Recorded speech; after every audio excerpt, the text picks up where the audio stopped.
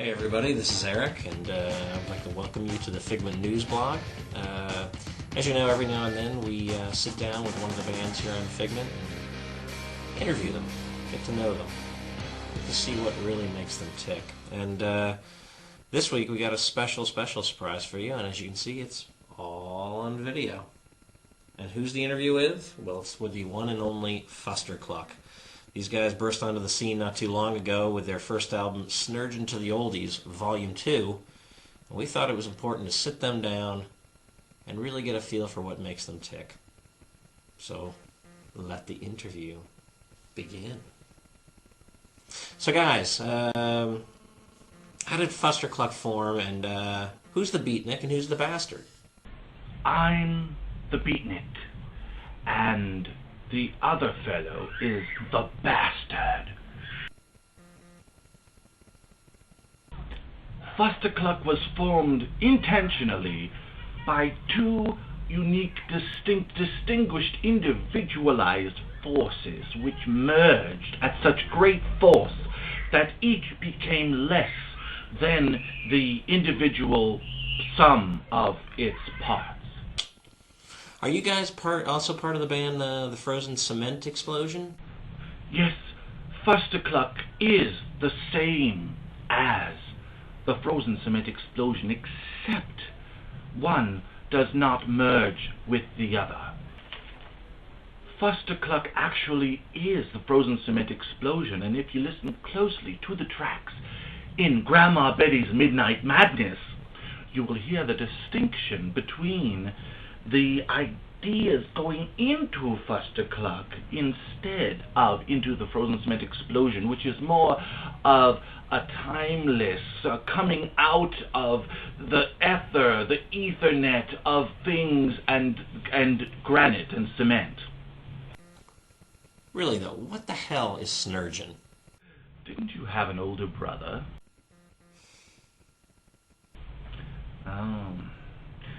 Well, you see, traditionally, it's not my or Friski's place to discuss such personal matters as far as Snurgin'.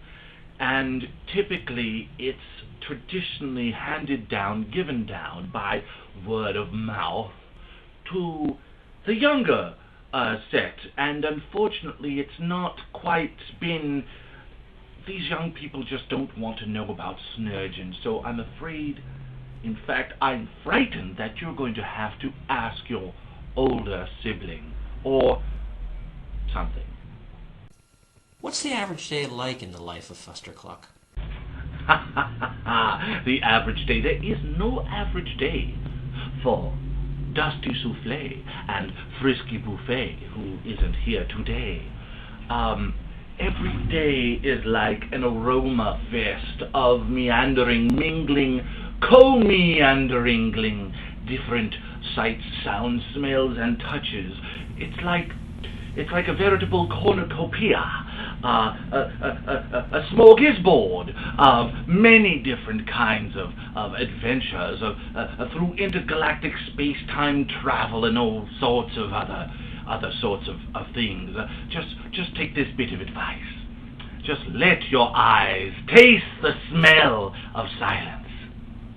Do you guys like what passes for rock music these days? If the youngsters need a lesson on how to rock and how to roll, then, they need a lesson. There is a time for rock and there is a time for roll. And when you rock and roll, then, and only then is when the magic happens. Your album is called Snurgin' to the Oldies, Volume 2. What happened to Volume 1? I've been asking the record company that for years. It seems it's a bit too controversial. There's, several things in there about porta potties and spacecraft intermingling into some sort of a dynamic corporate takeover, massive transit system of ultra-wide world food energy, which has been deemed too controversial. If you could resurrect one dead rock and roll musician to join your band, who would it be? I think that in all due respect, the artists whose work we admire, the Pleistocene baboons from Siberia, incidentally, not the ones from Milwaukee, are probably at the top of our playlist these days, but one of them is dead in that band, and they have managed to work him in, regardless of his limitations.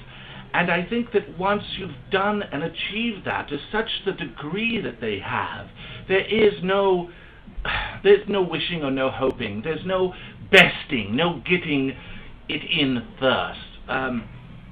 So I think that Friski would tend to agree. In fact, there was a rumor going about that Friski was indeed dead sometime. In fact, he had just gone to Peru. So he had gone to another world. Any plans to tour in 2009? Indeed, there are many countries and many civilizations which should benefit from the Fustercluck form and discourse, you see. But we have no plans for touring in 2009, no. What will be on the deli tray backstage? What will be on our deli tray? My goodness me, where the hell do you come up with such questions? My. Let me ask you something, big boy. What are you eating right now? What's in your refrigerator? Tell me. Your song titles are quite original. I've got written down here a couple.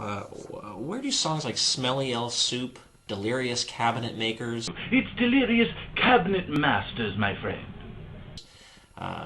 Balding Euphoria Empire Breakfast, and the Cast Iron Hairdo come from?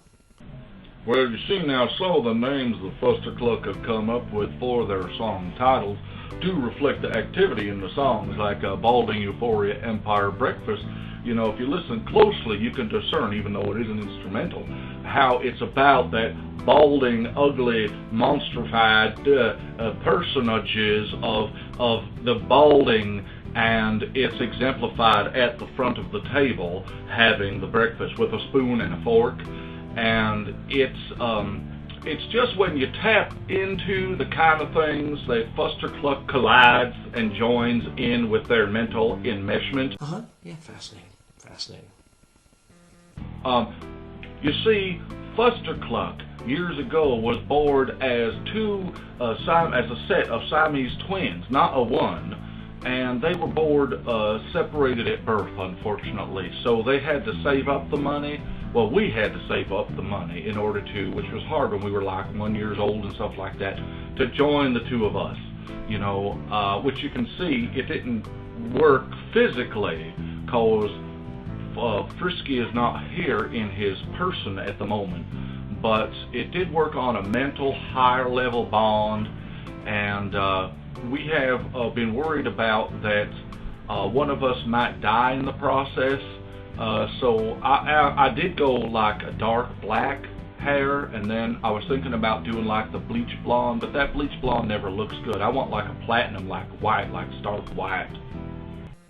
Are you on drugs? I must tell you, when it comes to people asking us if we're on drugs, I do have a severe warning. That when it comes to taking drugs, that this is what happens to you when you don't take drugs. Really? Do you know where I can get some? No. Now, the big and final question. What's next for Fustercluck? Well, we're working on an idea called, "Hey lady, you dropped your kid," at which point she turns around and says, "Oh no, that's not mine." But we don't know whether it'll be a full-length feature film or whether it'll just be a breakfast cereal at this point. Why, thank you very much, Figment and Eric. The pressure has been all mine, all ours, all Fustercluck's.